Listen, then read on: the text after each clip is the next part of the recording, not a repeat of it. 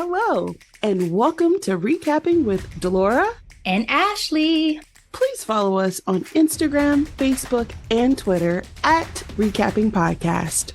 Also, rate, review, and subscribe to our show on your favorite podcast platform. We're on all the things. We want to hear your thoughts on the movies and shows we review. Leave us a comment on Apple Podcasts or our YouTube channel, and we will read them during the show. Or reach out to us on social media. We love talking all things entertainment and pop culture with you. Thank you guys so much for listening. Thank you. Hi, Ashley. Hello, hello, hello. Oh, I'm so excited to be here. We've been doing this thing for 5 years.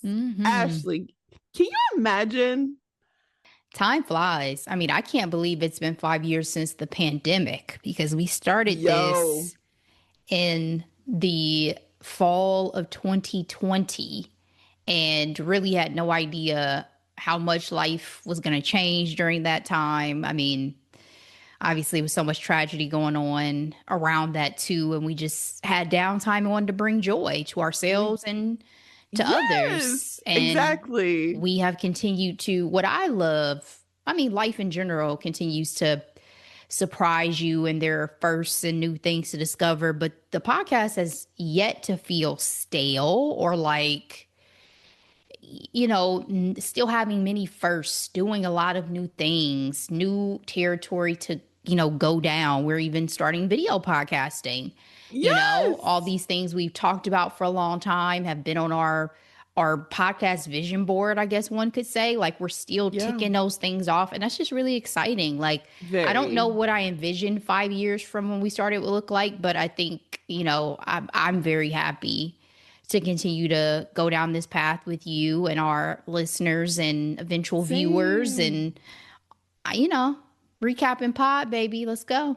Yes, let's go. You know what I also love about it is, to your point with it not getting stale, it's just like, it's something that belongs to us, you know? And I think that's something that I truly love. I love that for us. We're going to talk about that a little bit in our recap. It's going to drop on Tuesday. You are absolutely correct. And we'll talk a little bit more about our 5-year celebration in our hot topics. But let's go ahead and get into some headlines. Ashley, Paris Fashion Week has been on and popping, spring 2026. And I only really want to talk about the Duchess of Sussex, Meghan Markle, in this classic monochromatic, modern, dramatic draping. I'm referencing www.com for those who are wondering. But what I love so much about this, Ashley, is the fact that sis was like, yes, I can cook, but I am still that girl. You know what I mean? Like, I don't think she rocked this hard since, you know, my favorite iconic, her last official working royal appearance during Commonwealth Day. She wore that green. Her monochromatic is just, it just works. It works for me. You know what I mean? I love it every time. I looked it up. It was the emerald green Emilia Wickstead cape dress and a hat by William Chambers. That, and then her walk is so nasty. I love it. I love it. It's like, bring the pressure, remind these folks who you are. Okay. Because that's what Kamala said. Her mom taught her, you don't let people tell you who you are. You tell them who you are. Okay. Shout out to 107 Days. Ashley, did you see the look? And she showed up for Balenciaga. Absolutely. I saw the white one and I've seen the black one with the look over the shoulder. I mean, the back. To your point, I did forget that she is a fashionista. You know what I mean? Yes. Like, I did forget. But shout out also to the haters who made me remember, like, that she really is something to talk about, because y'all, the hate is Oh, ridiculous. Like, you would think, yes. y'all don't know what it's like to strut. You know what I mean? That's all she was doing. This is a moment. This This is is fashion. Paris This is Fashion fashion, honey. Week. You know Y'all what gonna that show up means? walking silly and looking goofy? No. No. You gonna strut out here. This is It's what they call fashion.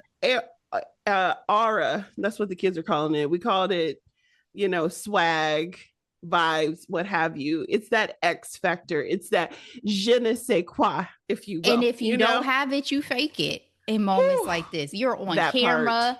You have all these paparazzi bulbs and regular people flashing in videos. You're going to be on, honey. Sometimes I do this leaving my house, Period. let alone if I'm at Period. Paris Fashion Week. You walk Exactly. into a party or something like that, you want to bring some swag through the door or aura, let alone a moment like Absolutely. this. So y'all go ahead, haters. Just know she looked good, clearly. Absolutely. And what I also love is, you know, this is her first time showing up at a fashion week. Like, this is what I wish she had done, if she was still a working royal, but we do not begrudge her for escaping, or should I say getting out. Wink wink. um but ultimately I want to see her doing stuff like this, and this makes me happy. And she came out to, you know, celebrate her friend who's the new creative director. I don't know how to pronounce his first name, but his last name is Piccola. Um, yeah, Piccolia. Hmm. I apologize. I haven't heard it. So I'm just going off of reading. I apologize in advance. Sorry, fashion people. I usually am on it. So anyway. Yeah, so that brought me joy, so I wanted to talk about it. Speaking of someone who has a lot of haters, Miss Curry, Ayesha. So sis went on Call Her Daddy and had a real conversation. Okay, this chica said, quote, I didn't want kids. I didn't want to get married. I thought I was going to be a career girl, and that's it. And then it happened so early in my life, I didn't even have time to think about what I wanted anymore. She met the love of her life at 22. She said, I was naive. I was very young, unpolished 22. Like, I didn't have much life experience. And then she said they got married and they got pregnant right away. And she said it was not on her bingo card. People are losing their sugar honey iced tea on the internet, Ashley. And for me, I, this is a normal conversation. Mm-hmm. My mother told me at a young age that she thought she would never gonna get married, and she didn't want kids. She wanted to be on TV reporting the news, or she said an FBI agent. I'm like, I love this for her because she's adventurous. Um, but having two babies with my dad, moving to different states and doing what she's been doing was not her bingo card. Yeah. And I'm like, life come at you fast sometimes, and you adapt. Sometimes that what you think you want, you realize you may not want it. But then Mm-hmm. also, we talk a lot about society. There's a lot of conversation going on in the state of our world today and what they're trying to do with women, because we've made so much progress in a short amount of time. And there's a lot of conversations about men not really um uh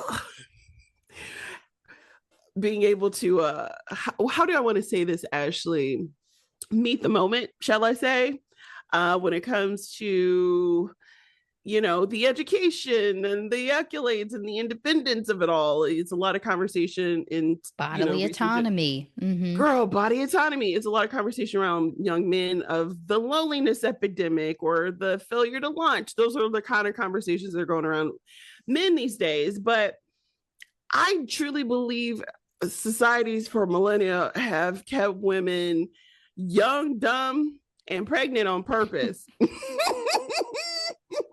course you don't know yourself at 22 years old. Of course you're not going to be the same person you were at 22 as you are. I think this woman is like 36 years old or something like that. 34 or something. Yeah, 36 years old. I don't see anything wrong with this conversation. Do you? No, I mean, I think people hone in on certain people that they just don't like and they kind of run with that. Like, I think she's been getting these types of sentiments for a while when she says certain things and the way she's maneuvered and career paths she's chosen to go down based off of, who she is and who her husband is. But I mean, I did wonder why she went on call her daddy specifically. Why not? I mean, I didn't foresee it. Like it wouldn't be like, oh yeah, Ayesha Curry, yeah, she's gonna go and call her daddy. It wasn't one of those guests where I was like, oh yeah, I would have expected that to be serving that audience to some capacity. Do you think it's because of the tea you imagine she would have, or do you just think it's because of the demographic? Because to me, Ayesha, she's done so much being a wife of a NBA superstar. I'm a fan. I'm a fan of Curry's. Like that three brings me joy. Okay. But Jeff Steph. I've actually been extremely proud of her, what she's been able to do, make a name for herself. I don't want to say despite Steph's career, but in tandem, what have you. The other piece I was going to say is she's done a lot. Perhaps it's just my perception of Call Her Daddy, because I don't really listen or watch the podcast. So it's not really about specifically Ayesha herself or anything she has or hasn't done. It's more so just like, what is this serving to the audience that Alex has garnered with that platform? And that's what I was alluding to. It's giving girl boss. And I know we don't say that anymore, but that's what I think that's the appeal, in my opinion. Okay. And honestly, the person who I didn't expect to be on Call Her Daddy is freaking Shonda Rhimes, which I'm actually quite excited about because she's going to give some more tea on Grey's Anatomy and all of her hits. And, we're fans.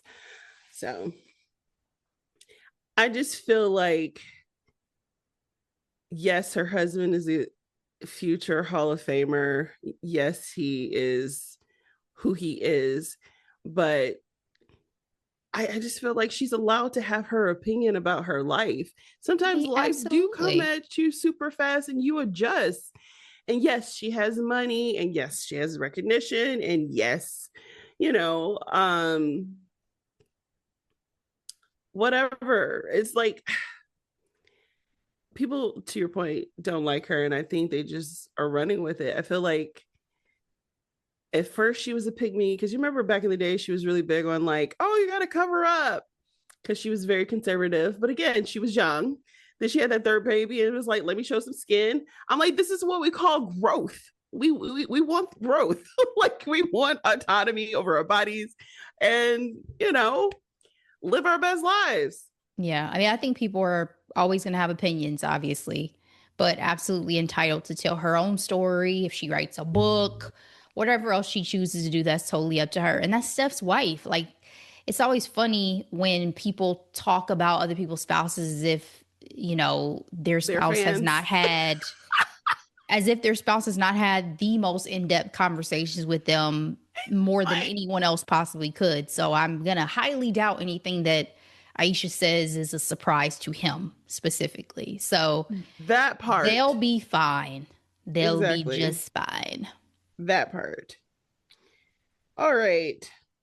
Ashley, I have a question for you. If you could list the names of white women the Black community do not play with, who's in your top 3? Did this come from the conversation that Io had recently? No. Okay. She had a conversation about the ones that the Caribbean community, Black women community don't play about. It was No. Celine, it was Julia, and it was one other person. You're Celine, talking about Julia, for and somebody her else. Vogue cover, IO? I don't know if it was for Vogue specifically. Because she's on Vogue. Shout out to her in her first Vogue. And she's a Chanel ambassador, which is like fantastic. And I'm so excited about that for her. Yeah. But from your perspective, who's on that list? Who's in your top three? 3 white women that the Black community doesn't play about. I mean, I'll definitely say Julia Roberts is in there for me personally. I I think, love Julia. especially with the MLK connection now, people Connection. have a Mind newfound blown. love and respect for her and her family and all of that. And she's never been problematic. And she championed Yes, she Denzel. has been very problematic on how she moved in her relationships, but I'm that ain't talking got nothing to do with about, us. yeah, who cares about that? People love Bill Clinton, right? Black people loved Bill Clinton, I and he know. was wild. So, no, I'm not talking about that. Um, who else would be in my top three? I feel like maybe Adele would be in my She's top three. definitely in my top five. Yeah, I feel like Adele is up there. And then, I mean, this is tough for me, I guess, because if I'm honest, I don't think we give that much weight or pass anymore like we We might have don't. once And that's did. why the list should be, well, not should be. I think the list is short because of that. So that's Yeah. why I was Yeah. curious on your thoughts.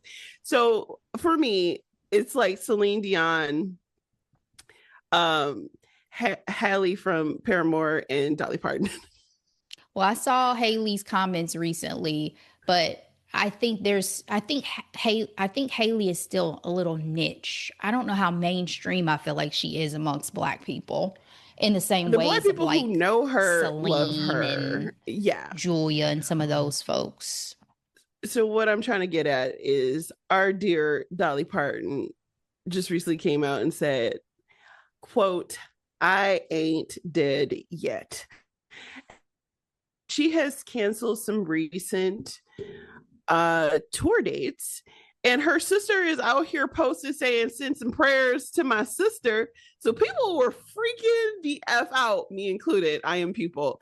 And, and Dolly just came out literally today, was like, yo, I am okay. She said, yes, I am under the weather. Yes, I had to reschedule these concert dates. But guess what? Her husband was sick and then he passed on. She said she didn't take care of herself after he passed on, which again, I can only imagine. I can only imagine. But she was just like, I ain't done yet, and God ain't called me up yet, so it's gonna be okay.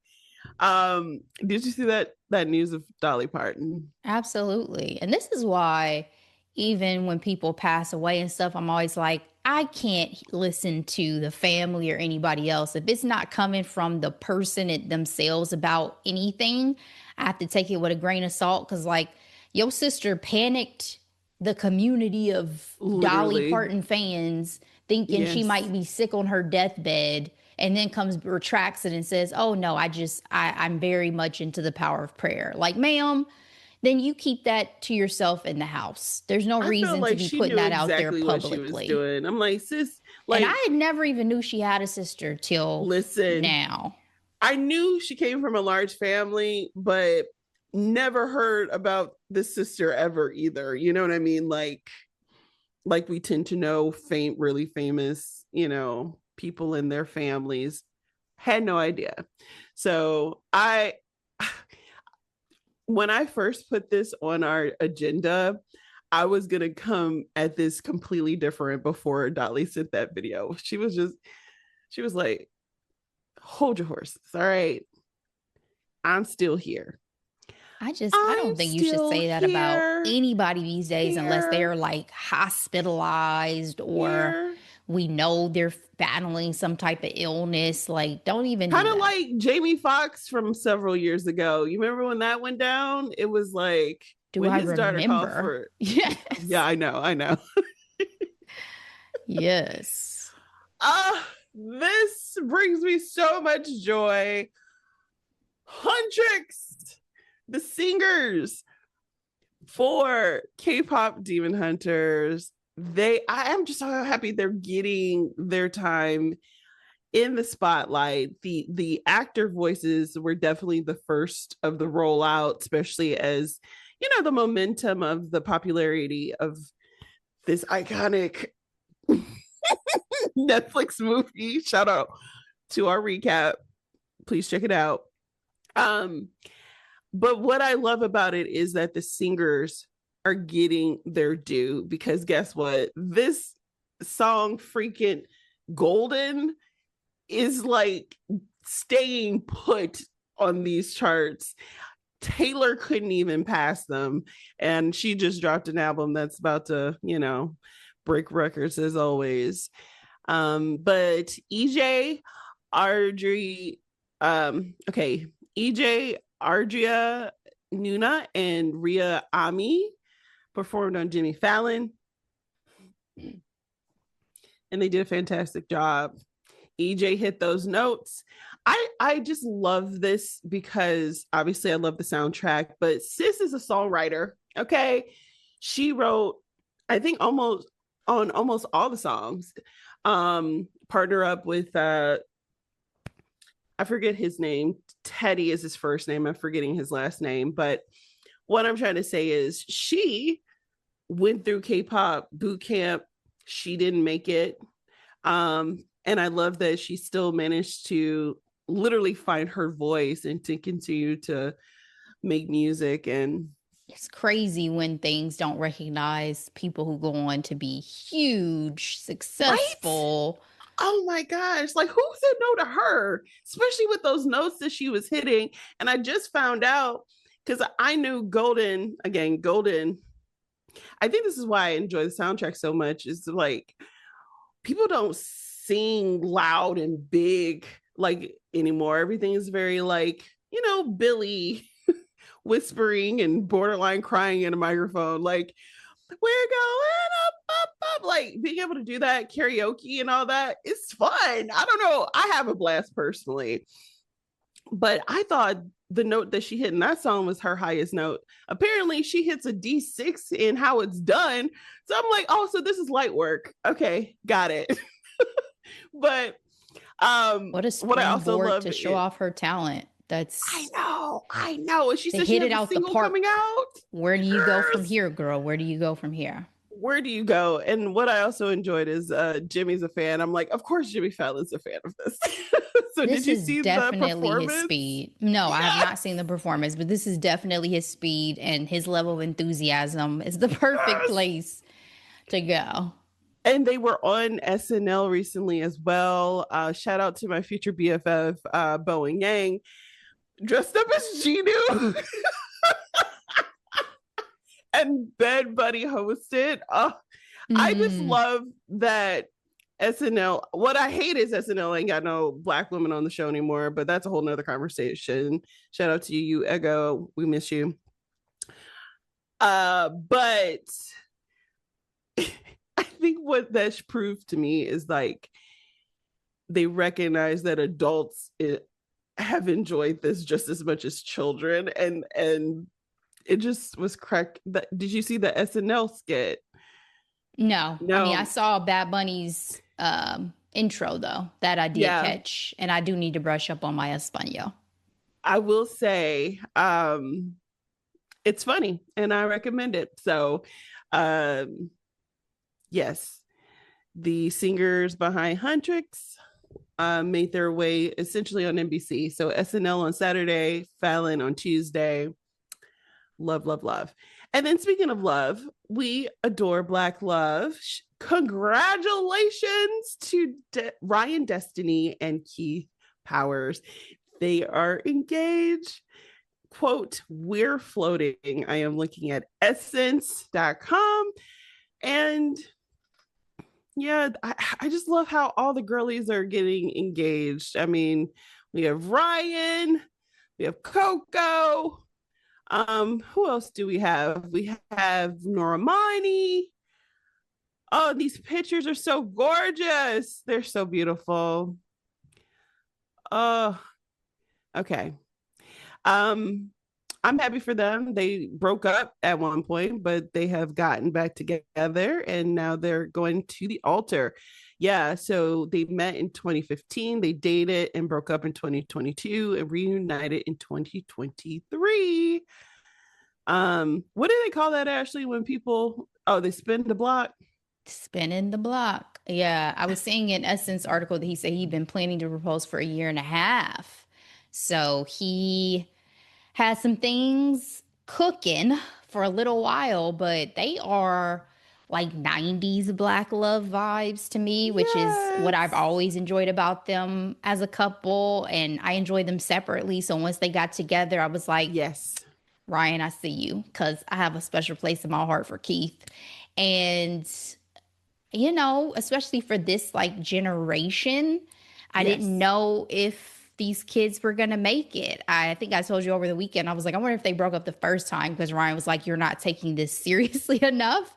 But I mean, they're Right. both obviously actors and musicians and whatever they're doing within their careers that take up their time and space. So it could also be a lot of those factors. So Well, yeah, and that's what I don't know these people, but I made this similar assumption of like they're probably trying to figure out their careers, yeah. and but I'm glad that they found each other. This is so sweet. They're so gorgeous. Love, love, love, love, love. Congratulations. Absolutely. Beautiful babies possibly down the line. Yes, little Hershey kisses. Ooh. Okay, let's get into our hot topic. All right. I do prefer not to talk about this woman because, especially after this album, I'm like, oh, I don't know. Oh. I'm talking about Taylor Swift. She has released T12. It is called um, Life of a Showgirl. And I had absolutely zero intentions on listening to this album. But Ashley and I, we've been talking about this. We have careers, and the way corporate has been set up lately, this like getting up at 3 o'clock in the morning, thinking about work, and then like jotting down the thoughts that I have so that I can remember them during working hours. That happened to me last Friday, and I was like, "Well, I'm up," and I didn't want to listen to my book because the book I'm reading is kind of dark. Shout out to Alchemized. If you know, you know. And so I was like, let's look at this. Let's listen to this girl's album. Okay. So I listened, Ashley. And immediately I was like, this isn't great. As everyone may know, I was never a Swiftie, but I did enjoy her earlier albums. Um, but this album was borderline cringy for me, like to the point where I'm like, oh, this doesn't, it's not giving showgirl to me. One, right? Like I'm expecting some va va voom somewhere, right? And in addition to that, she said certain things on certain songs, and I was like, excuse me. The first is off of the eldest daughter song where she's talking about I'm not a bad bitch or a savage. I'm like, why is black culture vernacular on a Taylor Swift album? One, It was very corny. it was very corny and it sounded dreadful. Okay, because that's my biggest critique. It's like these songs aren't that great and they feel like a 14-year-old girl wrote them in her journal. Now, granted, that's how she started, but I'm like, this is 35 years old, Ashley. When are you going to grow up? And I think she thought she was growing up with the song Would, pretty much talking about being digmatized. But then even on Wishlist, she's talking about everybody wants a fat ass and a baby face.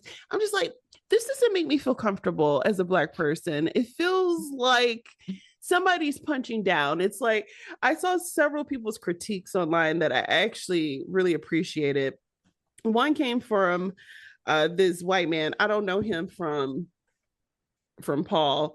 His name is Barrett Pale. He says this on Instagram threads, and I thought it was valid. He's like, Taylor Swift has written a lot of music about breakups, totally valid. Now that she is writing from a place of quote being with someone forever, she's moved into a different space where she's writing about her fiance's exes, all in caps. It's just not cool, necessary, and as many Black women have said, racist. I'm not calling her racist. Well, it is racist. I mean, these are racist acts, and it doesn't help that it's really feeding into what people are saying are the conservative ideas of like, oh yes, I've won like 4 albums of the year and I'm a billionaire, but all I really want is your dick and to have your babies and a neighborhood that look like you. You know what I mean? Yeah. I say all that to say, again, the song Wood felt like a 14-year-old seeing a penis for the first time, and it was a no for me. Ashley, I asked you to listen to at least 2 songs. I'd like to know if you did, and what were your immediate reactions? Yeah, I listened to the 2 you just mentioned. Wood, sonically, I enjoyed more than Eldest Daughter, just in terms of production. But I mean, It's off a Jackson 5 song, by the way. neither are the caliber of previous songs of hers. When I have listened to things Yes. that I've enjoyed in terms of singles and things like that, neither of them lived up to that. And I haven't been a particular fan of Taylor Swift in a long time. So when I was listening to the lyrics, you know, I was like, again, about the I'm not a bad bitch, I'm not a savage. I was like, this sounds so corny to me. I don't know if this is as if I'm talking to Taylor, your attempt at, you know, humor or what this is supposed to be, but it didn't feel genuine. Like I'd rather No. you just know that you're a latte sipping, sweater and, you know, scarf wearing white woman. We're Like, in her season. Fall is her just season. be who Exactly. you are and let the audience, you know, love you for that. I don't need you to try to, I don't know, appeal to whoever you thought you were appealing to with this, but I had to cleanse my palate after that because I didn't enjoy it. So And then in addition to that, Ashley, it's like, are you insecure that you're not a bad bitch or a savage? Because it's like somebody said this also, and I agreed with it. It's like I think Taylor is aware that everyone is aware that Travis has only dated Black women until at and least publicly. very, very publicly. Even his dating show was like half Black girls, and he still picked a Black girl. He The changed other his whole personality to be with her, it feels like. chameleon or shapeshifter, shape shifter. Um, He went from uh, being like a white chocolate man with the swag and all the things to like a yes, cop or like yes, a man of the woods or yes. something very stereotypical in the complete opposite direction. It It's was. so odd. It's a bit like Whiplash. I'm not Like, gonna I lie. want to know people who grew up with Travis and y'all tell me who that man really is because I don't know Yes, anymore. I thought the person yes. I was introduced to, I thought that was who he was. And then when he got with Taylor, I was like, oh, he's trying to like fit in. But now I just don't know. Maybe the blacker version was the fake persona. I don't know what to believe. Possibly. He played that role very well I don't because know what to I believe. can guarantee you I knew him as the white football player who dated the Black girls. I knew who Kayla Nicole was before I really knew his name. And then they Well, started for winning a sure. bunch. But I mean, I thought Um, he was like John B. Now he's not John B. he's Is not. he Justin Timberlake?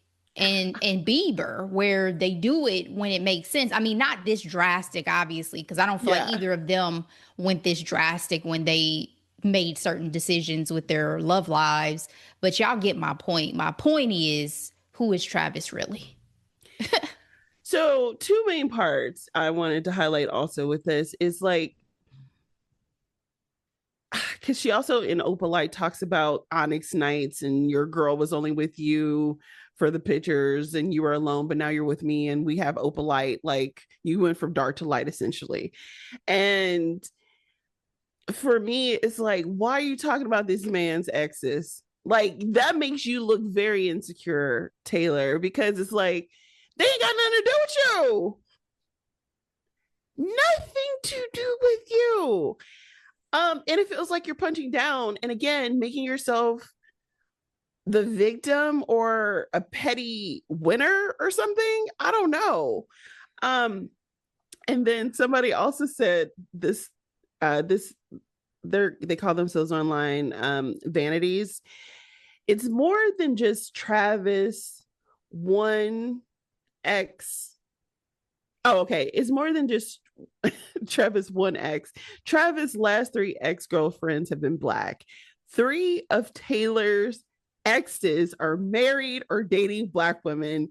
She's feeling very insecure right now.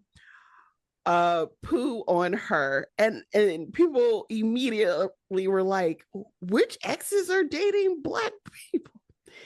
And here they are. And I was like, oh, shut the front door. I can think of 2 out of the 3 already.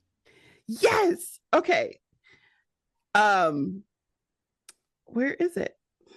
Here it is. Tom Hiddleston. Number 1. Shout out to Loki. Calvin Harris they're both married to black women. And Harry Styles is dating Zoe Kravitz. Yeah, the only one I didn't have was the second one. Yeah. I was like, I know 2 out of the 3. Mm-hmm. I was like, yo. So anyway, I just find something else to talk about. Talking about your ex's girlfriends for profit is weird to me. Oh, anyway, the album isn't great. And people were like, when people are happy, they don't make good art. But I refuse to believe that. I think yeah. at the end of the day, and we just didn't get it, because I don't think it's there.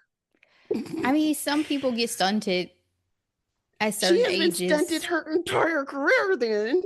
Well, I think it is rare musical artists who can constantly transform themselves. That is not the norm. Like, to be able to last and keep yourself fresh and keep it fresh for your audience is not the norm. So she may just be one of those artists who does not continue to evolve. But she's still going to be hella successful, clearly. Well, shout out to Blake Leaf, friend of the pod. He said that she's the Tyler Perry of music. So the more success you get, she knows her audience. The more success she gets, the worse the content. Yikes. And then the other thing I wanted to say is, I don't want to make the one for one comparison, but Beyonce is that artist who has been able to continue to grow and evolve. Like at 35, she made us Peabody Award-winning Lemonade.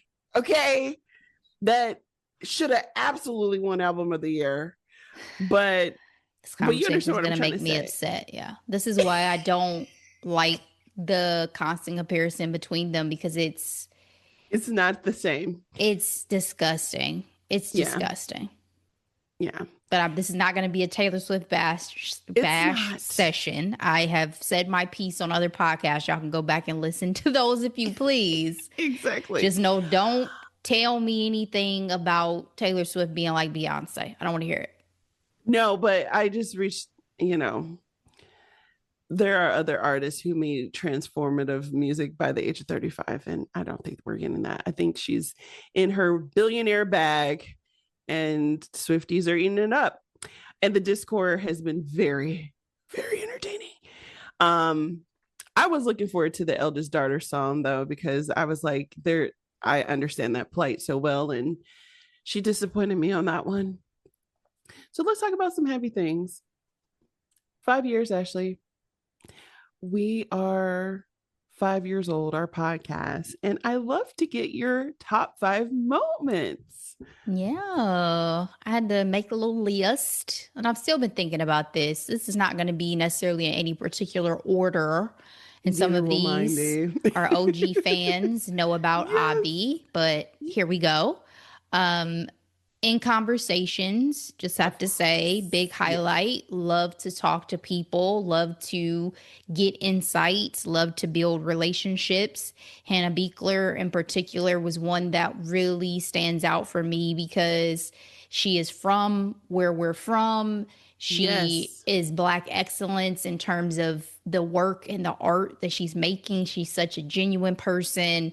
She does some of our favorite projects. She is the first African American woman to win Best Production Design at the Oscars. I mean, I could go on, but it was Yes. phenomenal to have the opportunity and for her to give us the opportunity to speak with her. Every in conversation is incredible, but that one I remember, like, I think I Yes. cried after we talked to her or before Easily. either. Easily. It was, girl. Yes. Yeah. The Dayton Black Women's Film Festival that we had the chance Yes. to participate in this year was phenomenal. It was a first. It was our first live recordings, first time being a sponsor of a major event. Again, a Yes. collaboration with a Black woman and other Black women that she worked with as a part of that. We had happened upon Angelina and her story and talked to her the year prior. And so to really be able to come together and celebrate with her and see everything in the flesh was just amazing and inspiring, and loved it. Essence Fest. When we did Essence Fest, Yes. that was our first like real trip together, our first event together. It was the first year that Essence Fest was doing a film festival portion, which was Yes. crazy. And it was also post pandemic. So it was a Yeah. big deal. And we I mean, we both both got got COVID. COVID, so we took the risk, but it was worth it. I mean, it was 3 days jam packed. Yes, it was. I had blisters on my feet Yeah, it at was the end of hot. It was that. July in New Orleans and NOLA. A lot of walking because you couldn't get a car or anything after Could those concerts. It not. was like two Nope. o'clock in the morning. We were walking back to the hotel. Who Nicki Minaj was a hot mess Yeah, she too. was not far from removed from having a baby, and Yeah, but her her stage stage presence presence was not, it wasn't non-existent. great. But you know who was ready? Patty. I mean, I really enjoyed, like, this was my first time seeing New Edition. It was my Same. first time seeing the Janet? Isley brothers. It was not my first time seeing Janet. I had No, seen that Janet was on the my first Janet time seeing. tour back in the day, Nice. which was Nice. incredible. So yeah, I mean, but it was my first time in New Orleans. So I always say I Hmm. have to go back to New Orleans to eat really well because You when we do. It went, was packed. it was like we're just trying to get in where we can fit in because there's so many Period. people in the city and everybody's trying to get to these events. So I Yep. definitely have to go back. But Essence Fest was a moment. Episode with our moms, when we did a Oh, recap with our moms of the photograph, I really enjoyed it. It was so nice to like kind of come full circle in the sense that, both of our moms are inspiration for us to love this genre that we love of pop culture. culture and TV and film and Yes. all of that. So to get them to come on, get their perspective, for them to see what goes into these episodes, because it's different being a listener versus when you have to Yeah. participate and you're like, oh, okay, Yeah, I gotta that's be on, I true. gotta be ready. Like, yeah, it's not as easy as it may seem. Say what you say with your chest. No. Yeah, but it was fun, and I hope they really, really enjoyed it. Yes, Mamas can come back anytime. they Um, can. and I also have as my fifth one just our very first episode. Like the launch and the start of the podcast are enthusiasm. We were going so long, getting into the nitty gritty of every detail because of we didn't know our what to do. passion. Yeah, like we were so passionate about it, right? And when I listen back to those episodes, I get so much joy because, you know, it's a beautiful thing to have something and then just push forward. Like it wasn't perfect. Obviously, No. we've continued to refine over time, but it was so exciting to get to start this. And I don't ever want to lose that like gratitude for the platform that we've created. So those are my top 5. Honorable mention, obviously, to our award nomination for the Black Yes. Podcasting Awards. I still have that I think imagery somewhere of when we got the nomination, Yes. and eventually we'll win an award. We But will. it was very like that whole spiel about it's an honor just to be nominated. It truly It was, really because like we was. got that within our first couple of years of I think it was starting. our first a Yeah, year. yeah, Yeah, that was major. yeah. Um, and yeah, to your point, to me, it was, I mean, obviously you have to validate yourself, but I thought it was cool. Like, it's like, oh, we're doing something cool. And you can see that we're doing something cool too, you know? Exactly. Oh, and being spotlighted in Dayton.com around that time as Yes. well was incredible. Yes. Mm-hmm. Yes, I'm looking forward to more opportunities to get in media in that way too. Um, yeah, okay. So my 5. Um, I honestly, for me, is the fact that, like, me personally, there were 2 moves and 2 corporate jobs. So I need to add yours so we get a grand total of like what has happened in 5 years. Yeah. A lot has happened, and I love that we have been able to continue to do this, to continue to evolve. If you listen to our episodes in the very beginning, it was just one long episode of headlines, hot topics, and the recap. And we made the switch to drop twice a week, and I think that was the best decision. And you know, I enjoy the fact that we have our flow, our routine. We have 370 episodes, Ashley. Mm-hmm. Wow. Yep. Wow. That's a lot. And I Counting know, the replays and stuff, we're at almost 400 drops. yes, Mm-hmm. yes. And in conversations were absolutely on my list as well. Just being able to just reach out to people we know in our network, and shout out to you for reaching out to people who were far beyond our network. Shooting my uh shot at all times. Shooting, girl. I was telling somebody the other day the fact how you legit watched the documentary Movie Pass Movie Crash on HBO. Check it out. It was like, let me just go ahead and reach out to the CEO and founder of Movie Pass. On LinkedIn, baby. And the fact that this man said yes, and he was so generous with his time and his story. Yes. And it is one of my favorite episodes because I get so inspired hearing it. Like the stories that he told us of, like, you know, unfortunately in today's climate, people have lost a lot. And so to be able to have the mindset that he talked about how he was inspired by Job in the Bible. I'm like, sir, yo, okay, I guess I get it. Job lost everything. But to just have that resilience, that resiliency, like, oh, inspired. Yeah. And he talked to us. And like, he was on an entire press run and he did not go as deep with those people as he did with us. And that's something that means so much to me, that I do think is part of our superpower. I'm not gonna cry, but it's like, you know, being able to create a safe space for people to tell their stories means so much to me. And like, to me, the biggest compliment is when people are able to hear our podcasts and they find themselves talking to us, or, you know, with us as if they're in the conversation. Yeah. I'm just so happy that we're able to bring some light to the world.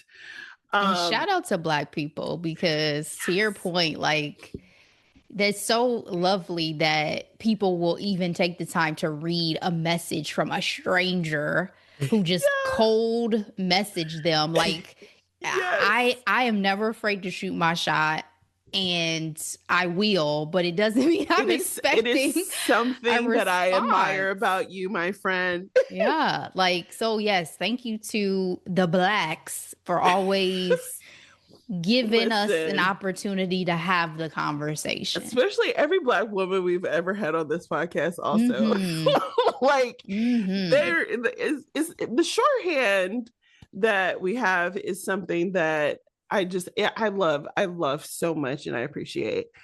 And what else do I have? Being able to meet Hannah Beekler in person, I thought that was a full circle moment. The fact that we literally talked to her 3 years ago. Yeah, it's Like I said, crazy. she was on the set of Wakanda Forever talking about, I think her Oscar win was still relatively still sparkly, still Yeah. new. And again, she took the time to talk to us. She took the time in her trailer to talk to us. And when we saw her on Sunday, to sit in and to know all the projects she talked about Creed. She of course talked about Black Panther and Wakanda Forever, but she talked about Sinners. She talked about Sinners. I cannot wait. Oh my goodness, war season is going to be so lit. Sinners better get all of the awards. Okay. Um, and then when we talked to her, she was like, "Oh yeah, I just finished Children of Blood and Bone." I was like, "You what? Like, When do you sleep, ma'am? But when do also you sleep? And how that IMDb, when it's all said and done. fire, Yeah. fire?" And But I I was mean, you can like, tell also she's so passionate, like, "She is and the purpose, like she's living within her purpose, and that just has to be incredible. You know? has to be, has to be." And I read the first book. I really did enjoy the first book, and I'm like, "Oh, you're doing all." I'm like, "You're doing canon type stuff, like things that we are going to forever remember." Like, remember Mm-hmm. that time? Already do. You remember that time already. So I cannot wait to see what world she created for that movie. And again, I don't know if I'm on five or not, but I just love the life that we've lived in these 5 years. I love the people we've talked to. Again, reaching out to our network, shout out to family, friends, and old schoolmates who are in the business who took the time to talk to us and tell their story. More recently, also shout out to Kristen Elberry, our very first author. Mm-hmm. I'm proud of us. Shout out to Nene Lick, not Nene Licks, Niecy Nash. Shout out to Niecy Nash Oh, in her speech. I like to thank me. me. I like to thank me for my consistency. And And then when she I say looked me, so good when I she did that mean, speech. like her skin looked Stunning. supple. Like, Stunning. Stunning. but what I'm saying is, I'm proud of us, Ashley. Yes, absolutely. And Thank you. Thank you for that. Absolutely. Again, um, it can sometimes seem like it's not a big deal that you cut on some mics and you just do this.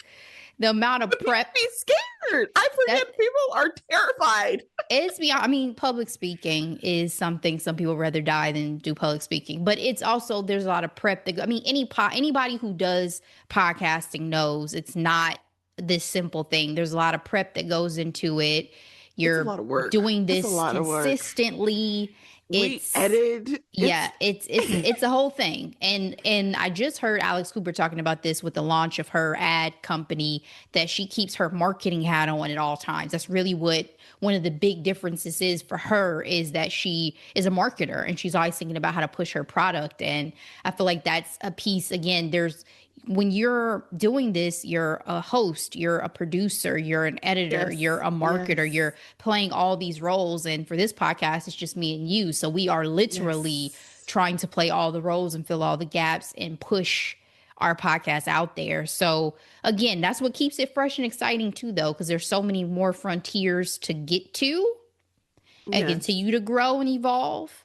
And thank you to everybody who has been with us and who will continue to come with us. Yes. On the journey. Shout out to my husband who has literally put out my mic every episode. Her IT, her in-house IT. And then shout out to my baby. I don't always get a chance to. We've worked it out in our schedule, right? So I don't feel like I'm missing out. And if anything, it's like, it's okay. You're seeing your mama doing something. You know what I mean? For sure. So I'm like I said, I'm proud of us. Thank you, God. Thank you, Jesus. And I can't wait to see what the next 5 years, 10 years. I mean, Ashley, we have an entire company, by the way. We sure do. Shout out to our LLC. So yeah, we're doing it. Mm-hmm. Ashley, if there's nothing else, what are we recapping next week? So we are recapping Black Excellence. We are recapping history, television history. We are recapping Seen and Heard, the history of Black television, currently available on HBO Max. It is a 2-episode documentary series. Issa Rae serves as an executive producer, one of the executive producers. And this is just really going down the path of looking at the history of Black television, talking to a lot of the talent that is a part of that evolution, from the folks from, the Sanford and Son, Norman Lear show days, to Blackish, to the Fresh Princess, Sister, Martin. You got Tyler Perry, you got Oprah, you got Shonda Rhimes, Issa, you got everybody. Mara Brockakeel. You got so many people. Debbie Allen. You got so many people in here talking about the work, talking about the journey. And it's one to watch, in my opinion, especially if you love television, and particularly for all of us who grew up Black. You know what I mean? So we will dive into that next week, but be sure to go check it out. Again, 2 episodes. I think they're about an hour and a half-ish each on HBO Max. Thank you guys so much for listening and watching this episode. We appreciate it. Please share it with everybody you know. We will be back with that recap. But in the meantime, as always, be blessed.